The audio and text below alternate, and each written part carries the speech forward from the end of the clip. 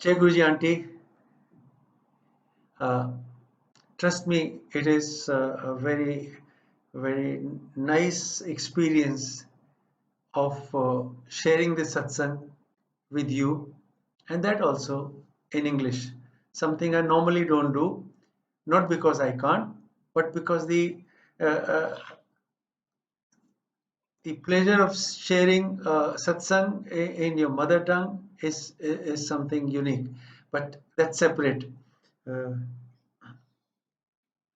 so here I go. I had a daughter who was sick for a long time. And when I say long time, first she started falling sick around 1990-91. And alternately, she will have asthma and eczema, something we couldn't really find a cure till a point we could handle it no more. It was around 1999, 2000 that I learned from a colleague of mine that there's a Guruji and he is in Empire State, and she said he's very powerful. And she said, go there and he will cure your daughter. We were at that point in life where we could have done anything. You know, for your daughters, you will go anywhere.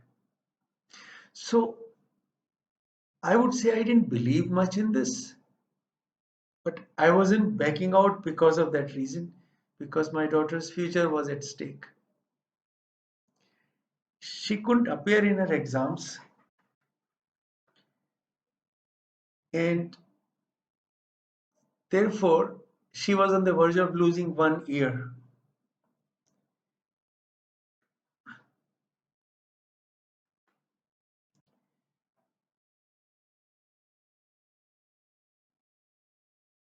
And so I told her, fine, take me there.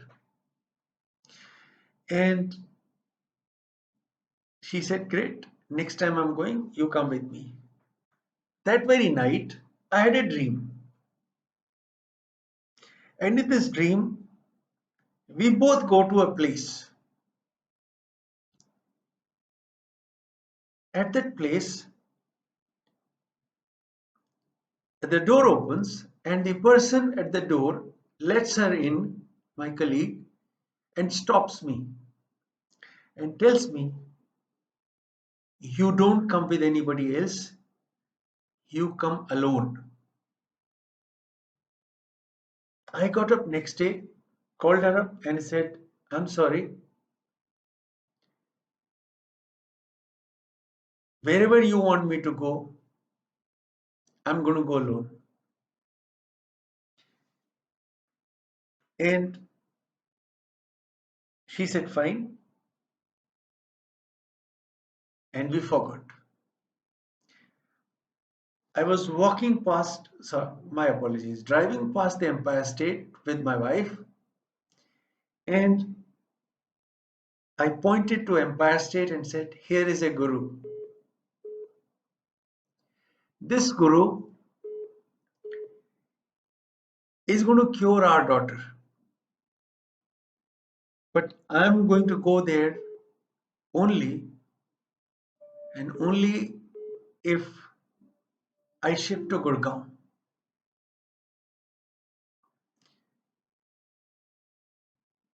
Little did I realize that I've decided to put a condition to Guruji. But I did not know at that time that now here I am telling Guruji, you want me to come to you, sir, but I'm going to come only if I'm allowed to shift to Gurgaon. The problem in Gurgaon shift was this. I had a house being built here in the society where I stay now, but had no resources to pay for it. And the only way I could pay was by disposing of my house in Ghaziabad, but I couldn't do that because my parents were staying there. So I was caught in this.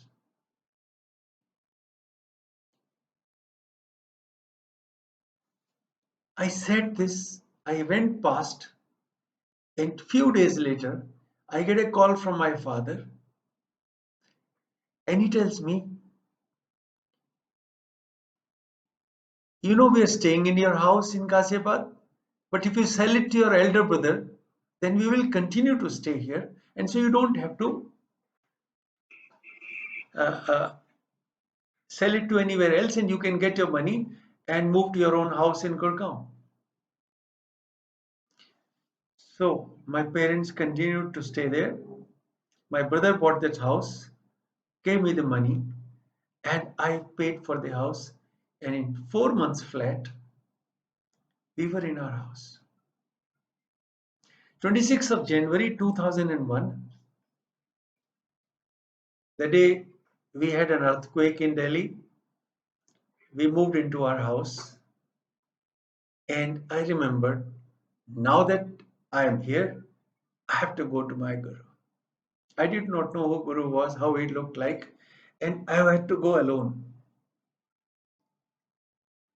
So, 18th of February 2001, in the evening, alone, I leave for Guru's place. When I went to Empire State, I was told by the person manning the gate that today Guruji will be in Bade Mandir because it is Mahashivratri day today. And how do I go there? Where is the Bade Mandir?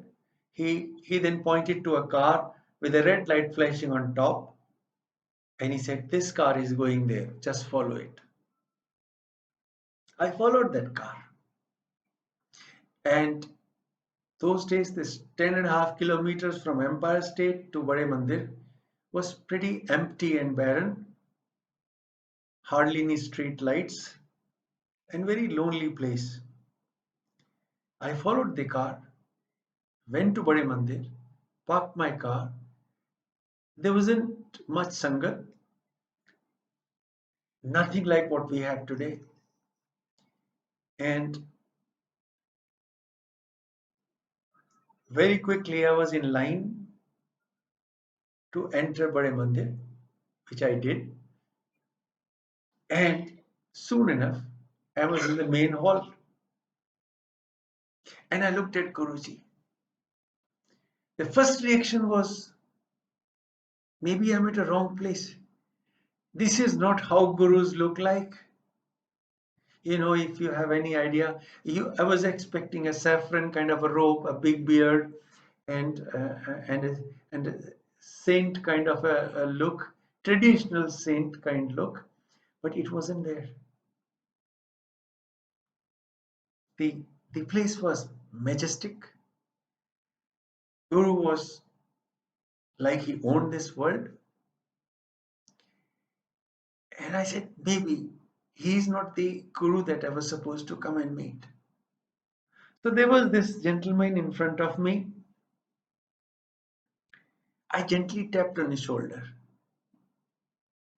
and said, is this the Guru from Empire State? And he didn't like me talking, I could make out, but he still answered me in a very hushed tone. Uncle, you are at the right place. And don't go from here. Never leave this place ever again. Now, the two sentences became the hallmark and like the guiding principles of my life from that point onwards. And whenever I do satsang, I always say these two things. To the Sangat who is joined later and who is joining now, you are at the right place. And never ever leave this place. And you are here because Guru wants you here.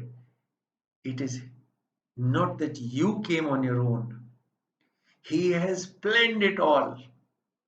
He made it happen. And he made it happen even when you, like a stupid man, put a condition in front of him. And I was there.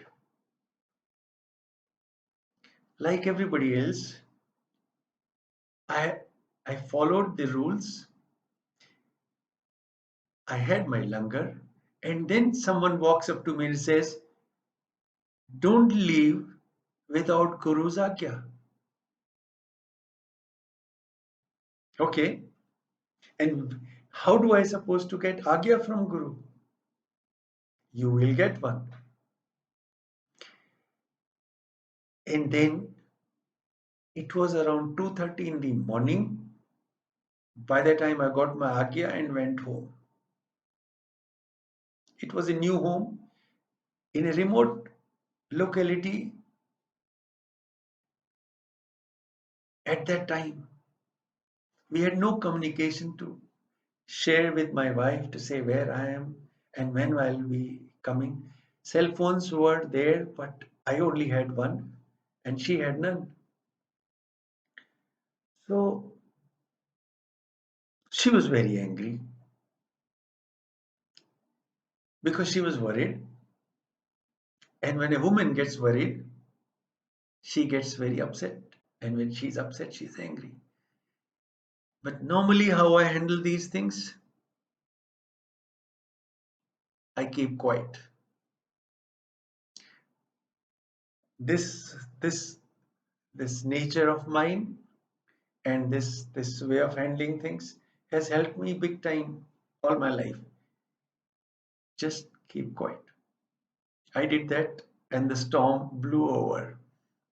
And then I realized she's not going to like when I tell her about Guru, because she always felt that when a person has a time to earn a living and raise a family, last thing he should be doing is wasting his time visiting gurus.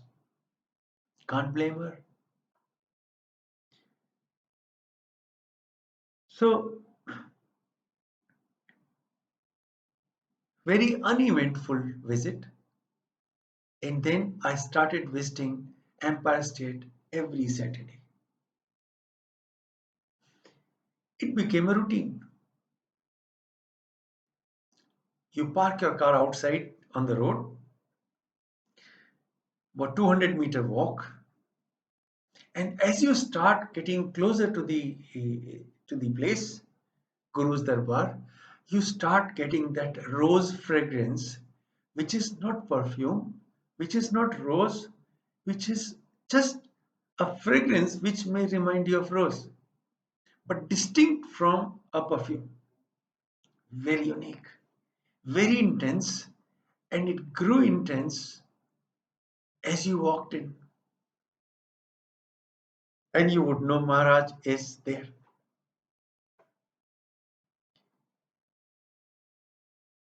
Initial times I used to feel maybe he uses this wonderful perfume and that this place has been sprayed with all kind of perfumes and maybe a smell, but it was nice.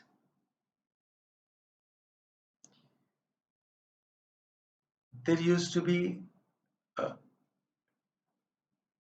a sevadar ready to help you with your hands wash. So, and I think invariably it used to be uh, two dentist doctors, Dr. Bajaj and Dr. Gurpreet. Either or both of them used to be there, one holding the towel and the other one helping you wash your hands. You did that, removed your shoes, few steps, and you were ready to walk inside. And quickly I learned that it is better to come sooner, because when 7:30 in the evening the mandir opens, then Maharaj is there sitting on this cabinet next to the kitchen in a very casual attire with his sport shoes and with a half shirt and a trouser. And at that time, he would be in a very uh, nice mood, and you could possibly have a chance to sit close to him and listen to what he says. Speaking to him was not something I ever contemplated.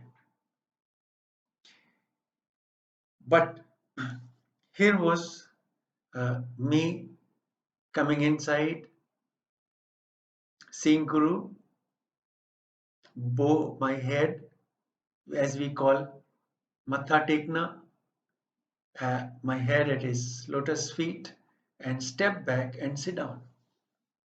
Then Guruji will go inside, change, and then walk up to his asan and sit there. I used to watch Sangat.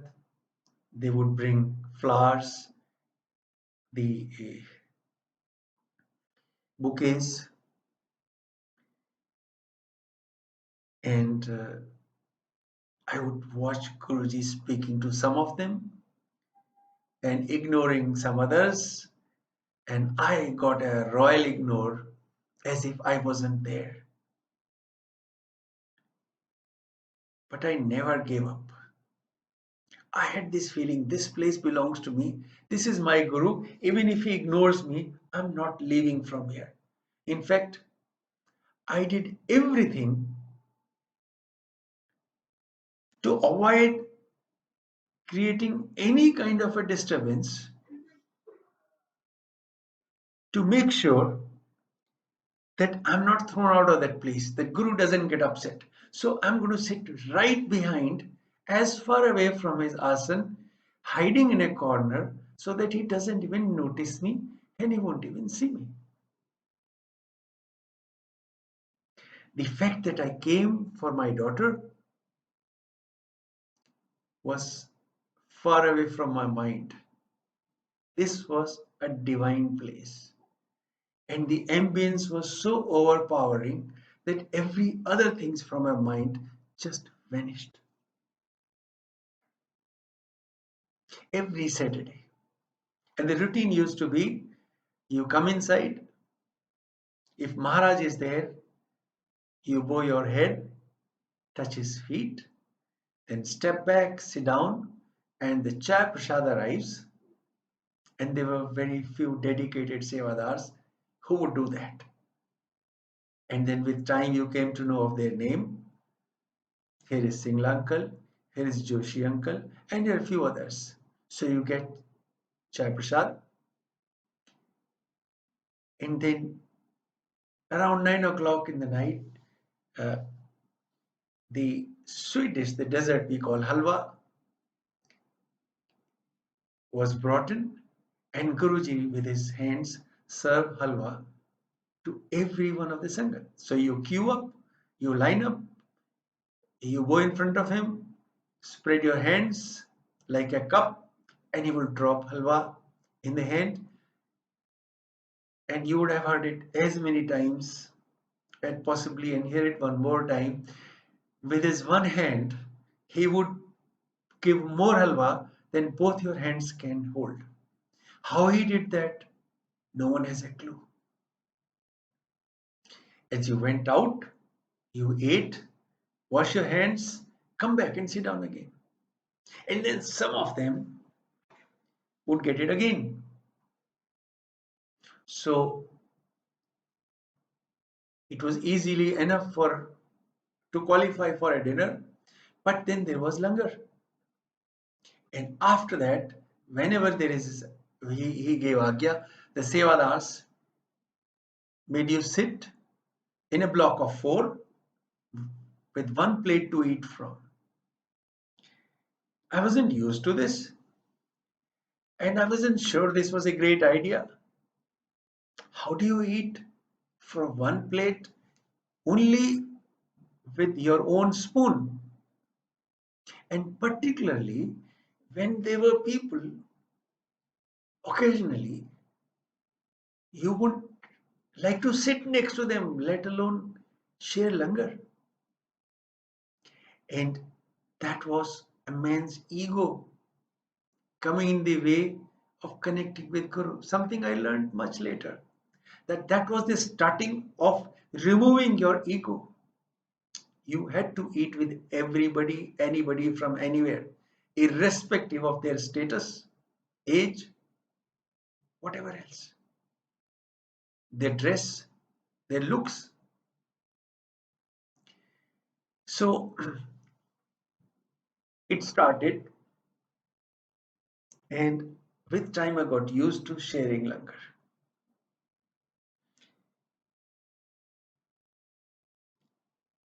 And today,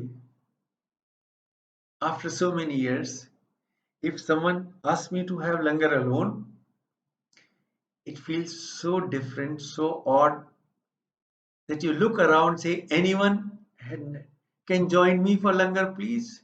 So you look around and see if someone can share langar with you in your plate. But it wasn't that way at that time.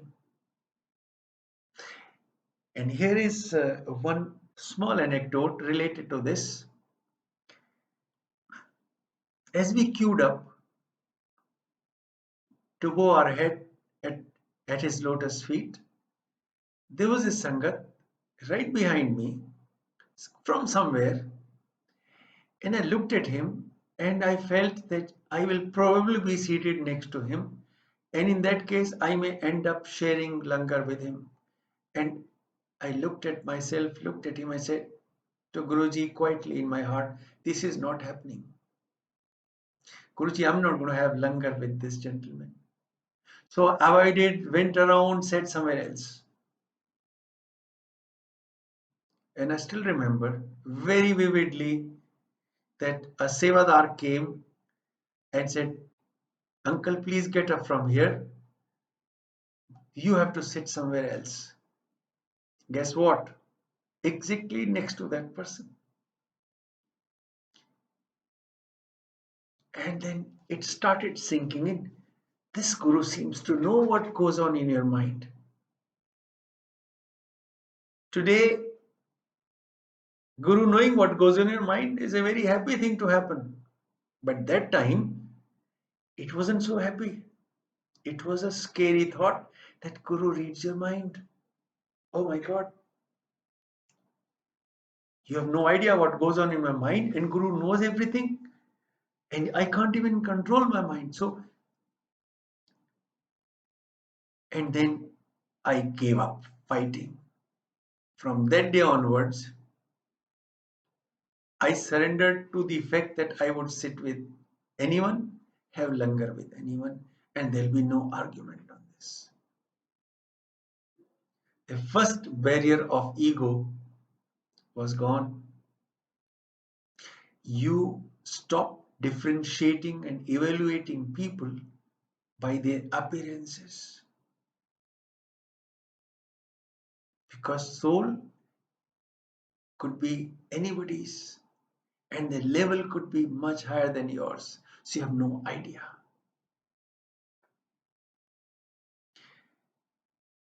In a plate, when 4 persons ate, we were essentially given 2 chapatis for each to have. And on one occasion I thought, for a person like me, 2 chapatis seems to be too less.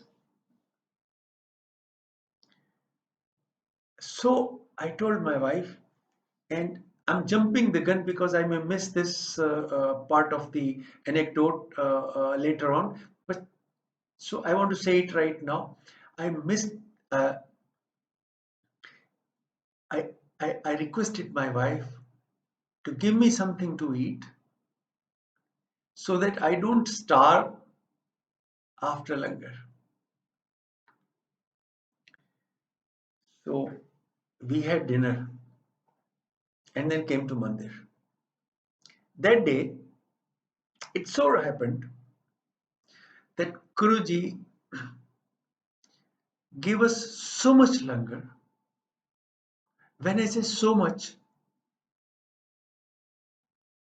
I don't think you have an idea. We had full plate plus 3-4 times more sweets, and samosas and whatever else. And then the scariest part was that a plate meant for 4 persons was left just for me and my wife. So between us, we were then supposed to eat what would serve us for 4 full meals at home. And to my uh, discomfort, my auntie, my wife, she says, I'm not eating so much. I'll eat whatever little I eat every day. So you finish the rest. And I had to, and I did. And thereafter, till date, never thought of having something before going to Mandir. He knows, and he also knows how to tighten the screw when your mind starts to play and act. Coming back to the, the experience at Mandir. This routine went on. Every Saturday I will come and this ritual will be performed. I never discussed with my wife because I was not sure how she is going to react to this. I wasn't very keen that she says something not so good about my Guru. So I used to say, let Guru decide when and how she will be brought in his presence. I'm going to keep quiet.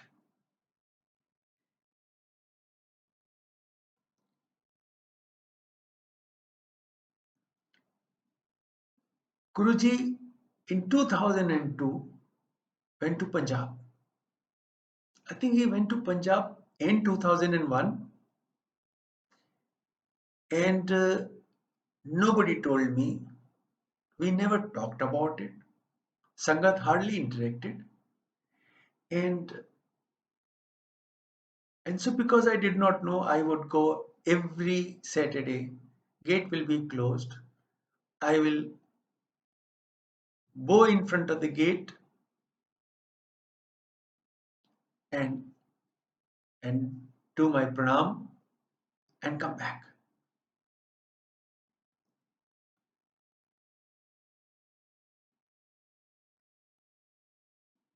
It continued, and sometimes in March 2002, I get a dream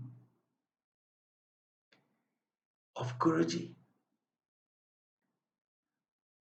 It was unbelievable. And he tells me, you don't come every day. I will be there on 14th of April. You come that day. I got up and I told my wife, mustering all the courage that I could, and I thought she will be impressed with this. And I said, I'm not going this Saturday. In fact, I will only go on 14th of April. Because Guruji in my dream told me not to come. And she gave me those hard looks, really wondering if my mind is at the right place, because she thought I'm starting to see dreams of a guru. What is that? But she spoke nothing. I said nothing. And I went to Empire State on 14th. And I realized Guruji was there. But that was the first Sangat after Guruji came back from Punjab. He had he had returned on 13th from Punjab, and 14th was his first Sangat. And I was excited. My dream had come true. And Guru's dreams were not dreams. They're real. And all the fear that I'm not a welcome person here because Guru doesn't talk to me. He doesn't give me that look with full of blessings, and he doesn't talk to me. But at least he comes in dreams. So it is maybe not as good as talking to him, but it is not as bad anymore. So I was encouraged, and I came back and I told my auntie, Guruji was there,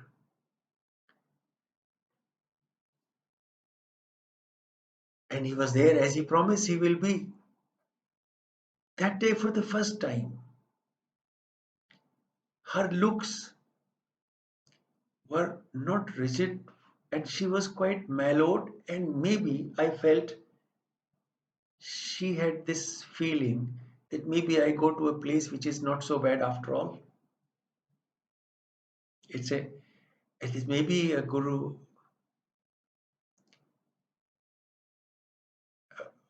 where I'm going and I should be going, and she shouldn't mind it at all. But she said nothing. I just felt the looks were not as harsh as they were earlier, and this whole process was accepted by her. But she never volunteered to come with me. Even though I heard from Sangat that Guruji always encouraged spouses to accompany. You come in pair, you never go alone. You go there with your wife or husband. But I was not taking chance.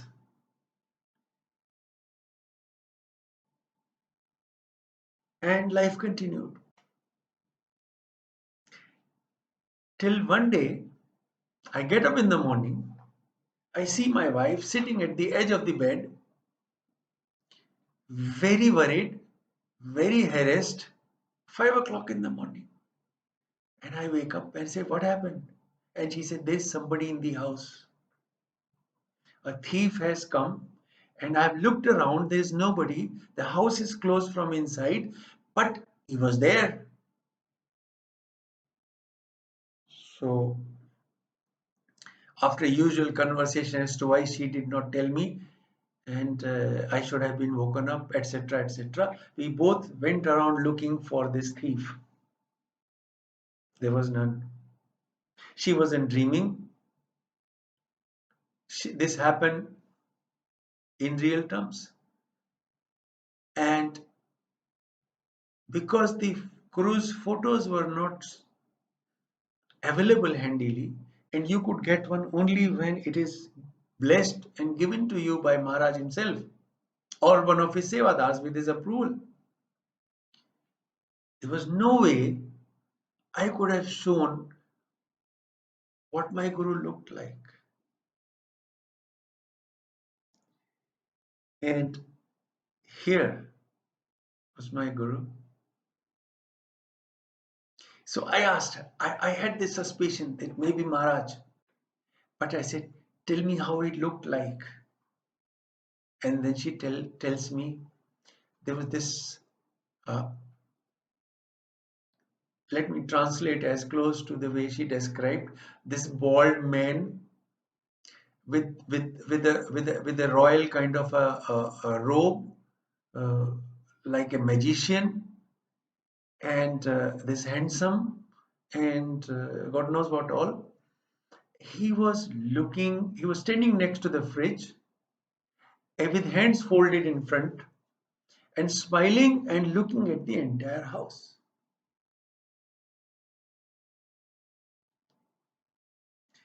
Few more questions, and I knew exactly who was there.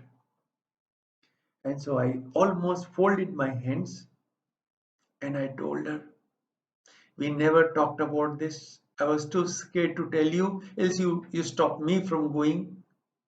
I don't want to pick up a fight with you, but please, it was my guru, that handsome man that you just saw in the morning is my guru, and he's come here to bless you and he's here to take you to his place.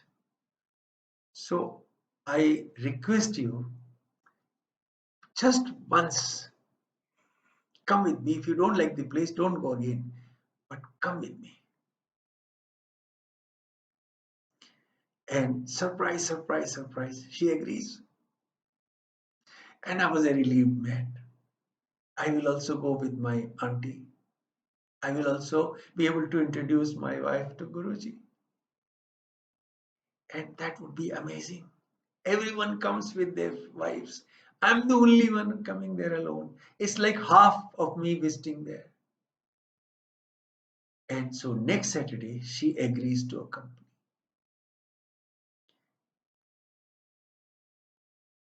As we enter, we do the usual routine of bowing our head, matha teko in front of him, touch his lotus feet, step back, and I turn around to go back to the end of the room because I won't sit next to Guru. Even though there was place, and she whispers in my ears, "Why are we going back? Why don't we sit right in front?" And I looked at her, "Are you mad? You don't sit close to Guru. You sit as far away as possible." And she says, "No, I like to sit here." And then I quietly said, "Have it your way, ma'am.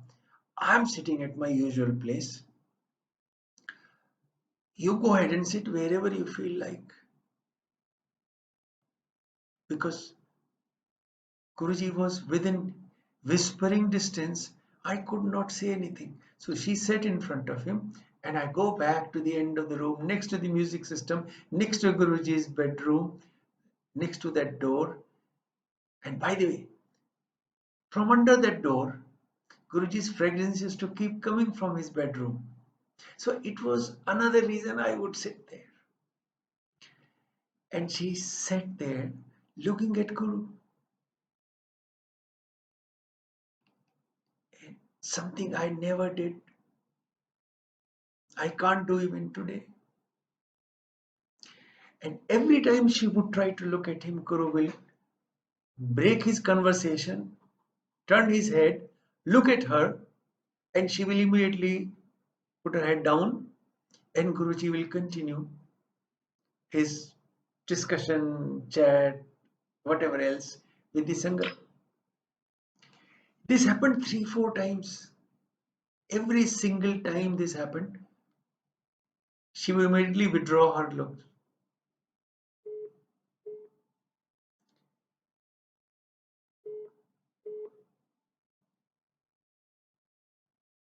In the end, after langar, everything, we go home, and my auntie cannot sleep for 4, 5 days because those eyes were something will just not go from her imagination.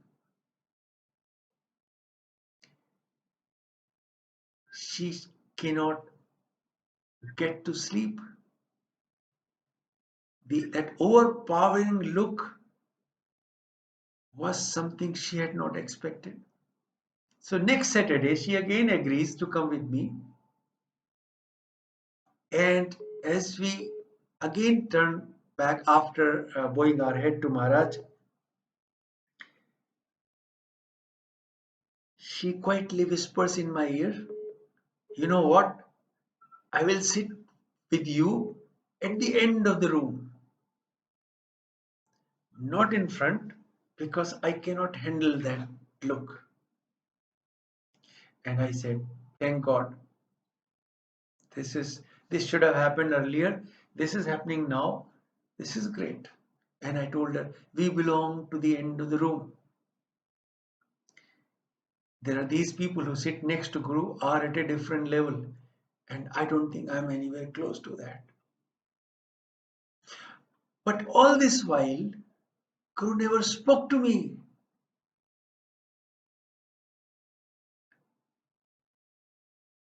And I wondered if ever that time will come. So on one occasion, when I was in front of him to receive halwa prasad in my hands, I was in this posture with my hands folded, hands in front to receive halwa prasad, almost like a cup like this, and looking down, and I realized time lapsed, but halwa prasad never dropped me in my hand. And my worst fears came true. I felt maybe this is it. I'm not getting halwa, I'm not getting anything. And if I looked up, Guruji will probably tell me to get lost from here. That this is all you could get. This is the end of your road with me. Now move on. Oh God. For quite a few seconds, I won't look up, and halwa prasad won't drop. And finally, I looked up and looked at Maharaj. Perhaps, possibly the only time I had this courage to look at him, and Maharaj looked at me with a smile on his face and quietly asked me, "What is your name?" And I said, "Maharaj, you know what? You just imagine you spend all your time wondering when will be that day when Maharaj is going to speak to me, if that will ever happen." And when that moment came, he was holding Halwa Prasad in his hand and he was looking at me and he asking me my name. You know what? You almost felt numb and knocked out.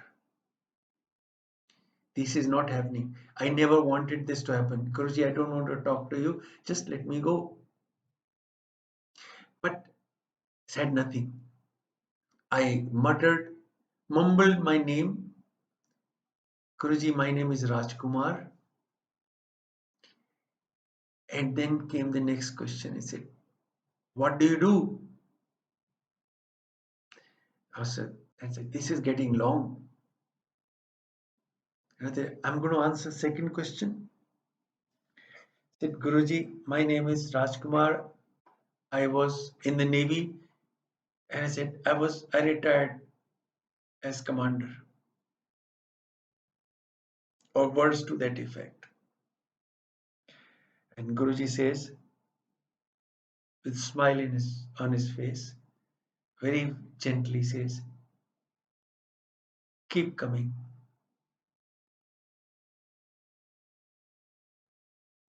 I get goosebumps imagining that moment, because from being unwanted person there to someone who was permitted to come was phenomenal. And as I got up, my excitement had just no limits.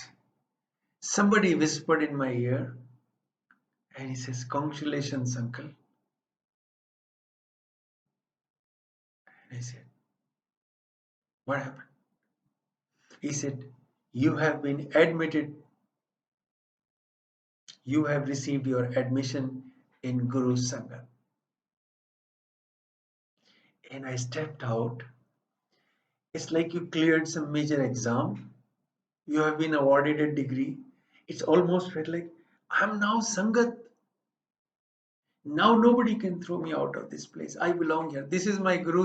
I'm his Sangat and I'm his devotee. My Guru has accepted me, and it doesn't matter who I am. It doesn't matter what goes on in my mind. It doesn't matter what I do. What is my background? Where I came from? Nothing. I am my Guru's Sangat, and that is my identity, and that has been my identity ever since. Everything else, every other introduction has been secondary, is secondary. It means nothing to me. That's all I want to be. That's all ever wanted to be. That's all I ever desire in future. As simple, as elementary, as basic, and as complicated as it can ever be. This is my Guru. And then I go back and I tell my auntie, I am my Guru's Sangat. You know why? Because he said so. Now, my my wife, my auntie, got a nice haircut. She had long hairs, and suddenly she got this short hair. And as he came to Mandir, some of the other aunties who had come to know her a little bit told her,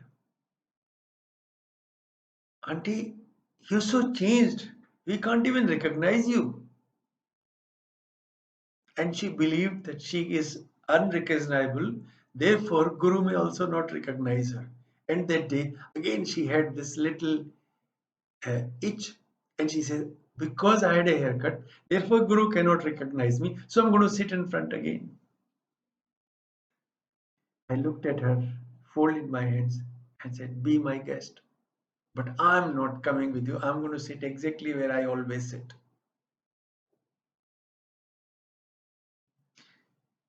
And she goes and sits right in front, maybe 2 meters away, 3 meters away. And as soon as he sits and the chai prasad comes, single uncle brings the chai prasad. With Guru's AGIA starts distribution, but before that Guru calls him and whispers something, and then uncle walks up to auntie, and auntie felt maybe something wrong. But as he walks up to her and whispers and says, congratulations, auntie, you have been admitted to the college directly. And she said, what happened? And he says, Guru just said that this this auntie in bobbed hair is Commander Auntie. Go tell her. So she thought she cannot be recognized, and Guru said, I'm going to break that notion in your mind immediately. And he says, I know you are. You cut your hair, you go bald, you do whatever. I will always know you. That day onwards, there was never a request, ever, from her to sit in front. Except when, on an occasion when Guru wanted us to sit in front, he stopped us and he said, sit here. There was no place, and then Guruji made both of us sit right next to his asan, within touching distance almost, and we had our langar there. So he knew that we don't normally sit there, and so he one day made sure we did. We basically slowly got so dependent on him for everything. He took over all our responsibilities of life. He took control of our destiny. He took control of our day-to-day life. He took control of everything from smallest to the biggest. And he kept track of us. It's like nothing we ever did, nothing we ever do, nothing ever happens to us happens without his permission, with his approval, without him making it happen to us. The more you surrender, more control passes on to him. But the surrender is something we're going to talk about later. This will come in subsequent interaction of ours. Sufficient to say that that moment We became his Sangat. That was the moment our life changed forever. Everybody had these Sarups given to them by Guruji, and they would pin them up here. If you recollect, I had shown you mine uh, on an earlier occasion. Uh, it was that Sarup with both his hands raised like this in a blessing mode, and but the story behind that Sarup coming to me was like this. Everybody had them, I didn't. So I was having langar with Colonel Chatterjee, his devotee of the highest order. We looked up to him and asked him, Uncle. In fact, he was senior military man, so always addressed to him as Sir. I said, Sir, how can I get a photograph like this? And he says, just ask Guruji. So I told him, I can't look at him. Talking to him is farthest from my mind. And he says, no, no, just close your eyes now and say, Maharaj, I need the Sarups. I need the photographs. Trust me, I didn't believe him. No way. Guru will not come to know if I ever said this prayer. But okay, he said to do so. I just quietly closed my eyes in the process of having langar and just said to myself, Guruji, can I have those Sarups, please? I also like to put this on top of my pocket and forgot. After langar, when we got AGIA from Guru, we lined up and it was 7th or 8th in the line in sequence when Guru made a gesture and a box was delivered to him by one of the Sevadars. That box had those photographs. And when my turn came, he opened the box, counted 4 and handed me over and closed the box and returned it. Just for me. The box was called. The prayer was heard instantly.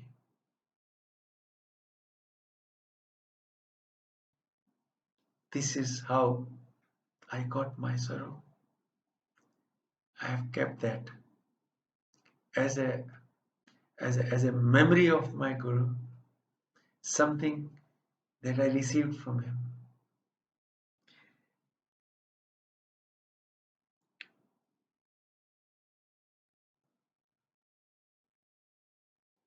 There are stories, there are day-to-day experiences which I will share as we continue our interaction. But I think for today we should pause here and take it up from this point next time, which will be tomorrow. You can unmute